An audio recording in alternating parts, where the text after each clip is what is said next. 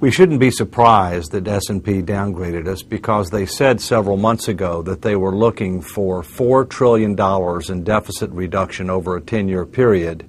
And the deal that was struck is only a $2.1 to $2.4 trillion deficit reduction over a 10-year period.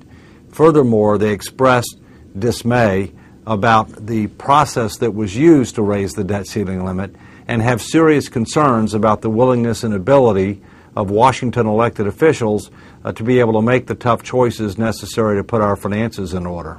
There obviously was a dispute between S&P and the Treasury Department about some of S&P's calculations, and S&P did admit that there was an error. However, that doesn't mean that the error was big enough to cause them to reach a different conclusion. After all, they said they were looking for $4 trillion in deficit reduction over a 10-year period, and what's clear is that the deal that was struck to raise the debt ceiling was far short of that. Given the action by S&P to downgrade U.S. debt for the first time in history, I believe that the President and the leadership in Congress need to call upon this new joint commission to raise the bar on its goal.